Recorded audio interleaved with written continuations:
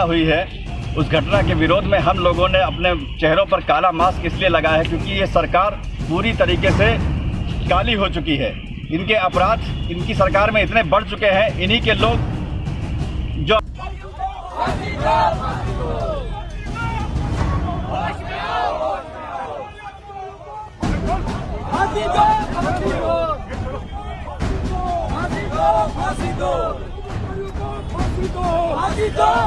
चुपको है। कौन जवाब देगा देश को? देश रो रहा है, देश बिलख रहा है, देश तड़प रहा है। देश में बेटी सुरक्षित नहीं रहेगी। क्या बेटियों के साथ इस तरह की घटनाएं उत्तर प्रदेश में होती रहेगी और सरकार संवेदनहीन बनी रहेगी? आज हम मुख्यमंत्री से इस्तीफा मांगने जा रहे थे। मुख्यमंत्री के गुर्गों द्वारा हम लोगों को लाठी डंडों से पीट कर लाकर यहाँ जेल की सलाखों में डाल। नमस्कार, मैं नितिन कुमार और आप देख रहे हैं भारत 24। जिस तरीके से हाथरस की घटना ने पूरे उत्तर प्रदेश ने पूरे देश को हिला के रख दिया है और एक मान के चलिए कि जिस तरीके का जंगल राज कायम हो गया है, जंगल राज की एक परिभाषा, एक नई परिभाषा घोषित हो गई है। रीढ़ की हड्डी तोड़ दी गई, बोल ना पाए तो जीभ काट दी गई, चल ना पाए तो रीढ़ की हड्डी तोड़ दी गई, गर्दन ना उठा पाए तो गर्दन की हड्डी तोड़ दी गई। एक इस तरीके की मानवता शर्मसार करने वाली घटना सबके सामने जग जाहिर है, जिसको लेकर कई पार्टियां, राजनीतिक पार्टियां सड़कों पर उतरी हैं, विरोध प्रदर्शन कर रही हैं। कांग्रेस, जहां योगी आदित्यनाथ जो उत्तर प्रदेश के मुख्यमंत्री हैं, उनका इस्तीफा मांग रही है। समाजवादी पार्टी सड़कों पर है, प्रसपा सड़कों पर है, सोहेल भारतीय समाज, मतलब हर पार्टी एक विरोध प्रदर्शन करके अपना एक विरोध दर्शा रही है। हमारे साथ इस समय कानपुर से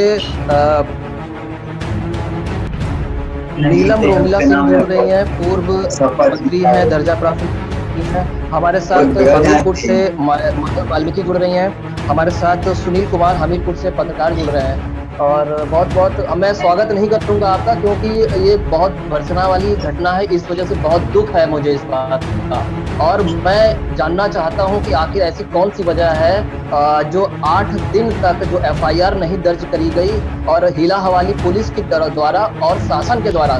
नीलम जी, मैं सबसे पहले आपके पास आऊंगा। आप तो ये देख ही रहे होंगे। सबको पहले मैं जितने भी हमारे पैनलिस्ट हैं, पैनल में लोग शामिल हैं, आपने सबके नाम बताए, मैं उनको प्रणाम करना चाहती हूँ। और आप सभी जो चैनल के माध्यम से इस समय बहुत सारे लोग जुड़े होंगे जो शो को आगे बढ़ा रहे हैं, मैं उनको भी धन्यवाद कहना चाहती हूँ और उनको भी प्रणाम करती हूँ।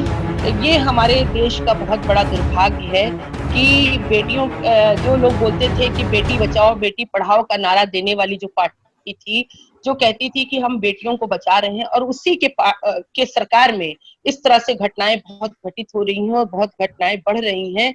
और जहां आप अभी देख रहे होंगे कि सिर्फ मुस्कुरा देने से या कुछ ऐसी बात संसद में माननीय आजम खान साहब ने कुछ कहा था, कोई ऐसी टिप्पणी अभद्र नहीं करी थी, पर बीजेपी की महिला सांसदों ने बड़ा उसका विरोध किया था। यहाँ तक कहा था कि उनका जो सांसद का पद है वो भी कैंसिल कर देना चाहिए। दूसरी बात, आजम खान साहब के ही बारे में मैं एक बात और कहना चाहती हूँ कि उन्होंने एक बयान कोई दिया था और बोला कि वो मैं पहले ही पहचान गया था कि उसका जो खाकी नेकर है, ऐसा करके उन्होंने कहा था। परंतु उसको भी इन लोगों ने माननीय जयप्रदा जी से जोड़ करके कहा कि हमारी पार्टी के हम भी कई बार ट्रोल हुए कि आपके पार्टी के नेता, इतने बड़े नेता माननीय आजम खान साहब आपकी पार्टी में ऐसे हैं कि जो विपक्ष की पार्टी की महिलाओं को के अंडरगारमेंट्स की बात करते हैं। बड़ा हो हल्ला मचा, जबकि ऐसा कुछ नहीं था। उन्होंने इस बात का खंडन भी किया, मीडिया ने बढ़ा चढ़ा करके भी बताया। तब कैसे सब एकदम पक्ष भी और बहुत सारे लोग, विपक्ष भी और बहुत सारे लोग इस बात के लिए आगे आए कि आजम खान साहब गलत हैं। वहीं पर कंगना रनावत जैसी एक फिल्म एक्टर, जो आपने देखा होगा 17 करोड़ करती हैं, बकायदा फिल्मों में भी सिगरेट पीती हैं, अपनी निजी जिंदगी में भी उनकी जिंदगी सबके सामने रहती है। कई बार उनके वीडियो वायरल हुए हैं और उनके बारे में कई उनके बॉयफ्रेंड ऐसे रहे हैं जो पहले से ही शादीशुदा रहे हैं। इस तरह के किस्से, जैसे वो कपड़े बदलती हैं वैसे वो अपने बॉयफ्रेंड बदलती रही हैं। सिर्फ एक फिल्म में उन्होंने रानी लक्ष्मीबाई का रोल क्या कर लिया, उसको हमारे देश के लोगों ने रानी लक्ष्मीबाई मान लिया।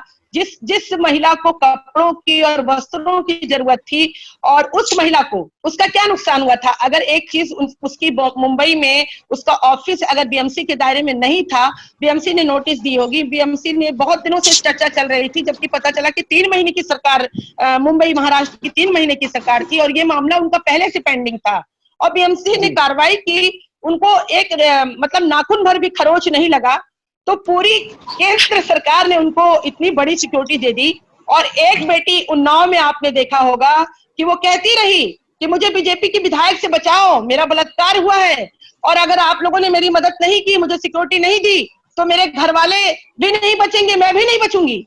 और आपने क्या देखा, किस तरह से उसका चाचा, उसके मौसी कैसे मारने का काम किया गया। जिसको सुरक्षा की जरूरत वास्तव में, उसको ये सरकार सुरक्षा नहीं दे रही है, और जिसको वास्तव में सुरक्षा की कोई आवश्यकता नहीं है, जो अपने पर्सनल भी बहुत सारे गार्ड्स और सिक्योरिटी लेके चलते हैं, उनको सुरक्षा ये सरकार देने का काम कर रही है। तो ये जो दो मुही नीति है, ये हम समाजवादी महिलाएं हम बिल्कुल चलने नहीं देंगे। और मैं आज आपको बताना चाहती हूँ कि आज हम लोग एक कैंडल मार्च 5 बजे निकाल रहे हैं।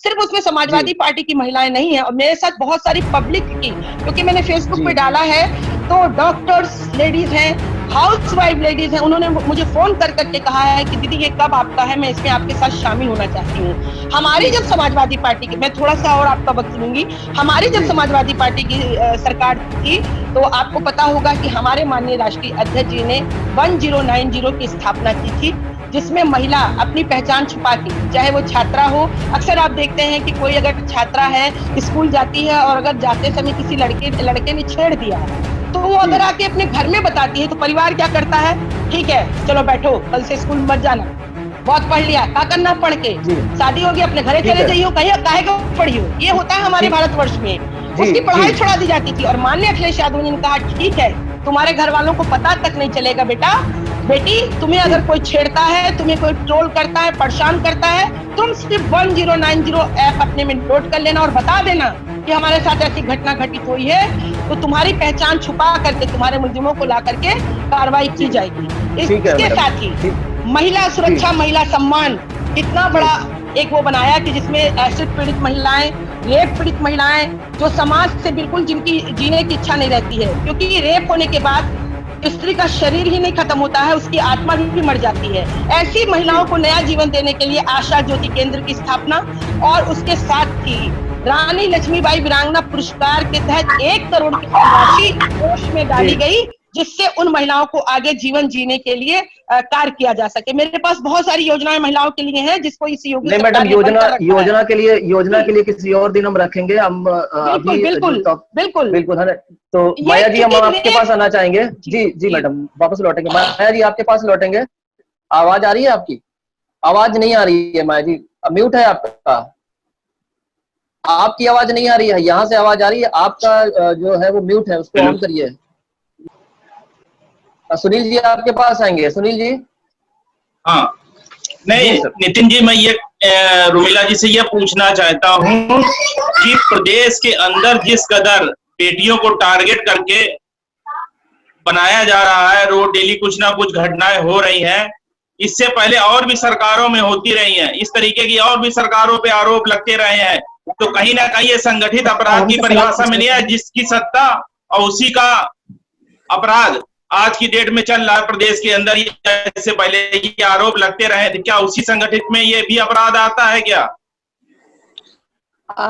मैं तो सबसे पहले ये कहूंगी कि जो सवाल आज आप हम विपक्ष में हैं, आप कर रहे हैं, ये सवालों का जवाब आप प्रदेश में बैठे हुए लोगों से, जो बेटी बचाओ बेटी पढ़ाओ का नारा दे रहे हैं, और जो कहते हैं कि हम बहुत महिलाओं का सम्मान करते हैं, आपको ऐसे लोगों से पूछना चाहिए। लेकिन इसके साथ ही मैं कहना चाहूंगी कि इस आपके सवाल का जवाब मैंने पहले ही अपने बातों में मैंने बताया है कि जब हमारी सरकार थी, तो उस समय अगर कोई एक अपराध हो जाता होगा, तो उस अपराध को माननीय हमारे पूर्व मुख्यमंत्री माननीय अखिलेश यादव जी की फोटो के साथ यही मीडिया के बंधु लगातार चलाते थे, और ऐसा लगता था कि वो अपराध माननीय अखिलेश यादव जी ने किया है। तब आप लोग कहाँ थे? तब आप लोग क्या कर रहे थे?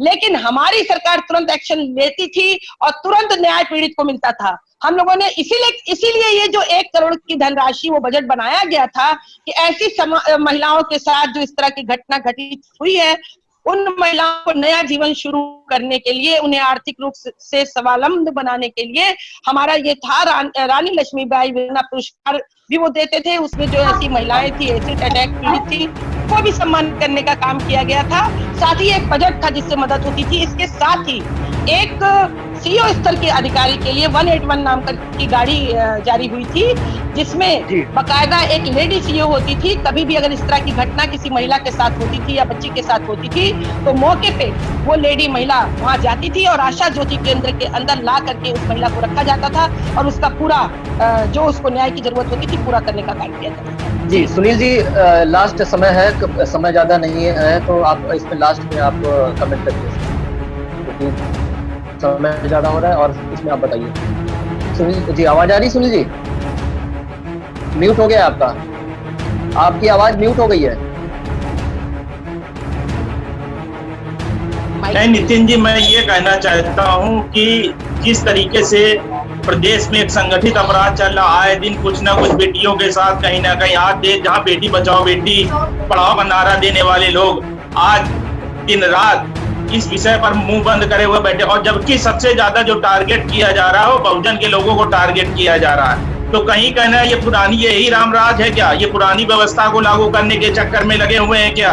कहीं ना कहीं ये एक संगठित अपराध की परिभाषा में भी शामिल हो रहा, और कहीं संकुचित बहुजन के लोगों को क्यों ही आखिर टारगेट किया जाता, जबकि समाज में सभी तबके के लोग हैं। कहीं उनकी आज जो देश का मीडिया है वो इन आवाजों को दबाने पे लगा हुआ, कहीं ना कहीं ये पूंजीवाद और सत्तारूढ़वाद लोगों का संगठित अपराध तो नई परिभाषा में परिभाषित कर रहा है। जी तो ये थे खास मेहमान हमारे साथ, रोमिला जी कानपुर से जुड़ी थी और सुनील जी हमीरपुर से जुड़े थे। सभी लोगों को बहुत बारीकी से समझना होगा, सरकार जो महीन लकीर खींचना चाहती है जो समाज पे या अन्य तबकों को लेकर, वो हम लोगों को समझना होगा, हमारी जनता को समझना होगा। एक मिनट नितिन जी, सबसे बड़ी चीज ये कि जो आज पत्रकार हमारे भाई हैं जो सच दिखाने की कोशिश करते हैं, उनको भी कहीं ना कहीं टारगेट किया जा रहा है। तो कहीं ना कहीं ये एक संगठित अपराध की भी परिभाषा में कहीं ना कहीं आवाज दबाने के लिए हम लोगों का उत्पीड़न भी हो रहा है, जिसको यदि आज हम इसी तरीके शांत बैठे रहे तो आने वाले समय में हमारी कलम को भी एक दबाने की योजना सरकार की चल रही है, और इसके खिलाफ हम दिन भर और रात भर जब मिलेगा मौका तब लिखने का प्रयास करेंगे, और इसमें हम पीछे हटने वाले नहीं है। नितिन जी, मैं सहमत हूँ, इस बात से मैं सहमत हूँ कि ऐसा हो रहा है, परंतु ये जो आज चर्चा है ना, ये चर्चा के लिए जो समय है वो बहुत कम समय है। इस पे एक विस्तृत चर्चा होनी चाहिए और बड़ी चर्चा होनी चाहिए कि क्योंकि ये हमारा जो देश है, नारी यहाँ बहुत पूजनीय है। हमारे यहाँ नारी को पूजा जाता है और यहाँ और कहते हैं जहाँ नारी की पूजा होती है वहाँ देवताओं का वास होता है। पर आज क्या हो रहा है? मैडम हम नेक्स्ट डे भी इसी टॉपिक पर हम जरूर चर्चा करेंगे। समय हमारे पास बिल्कुल मैं शामिल होना चाहूंगी, बिल्कुल मैं शामिल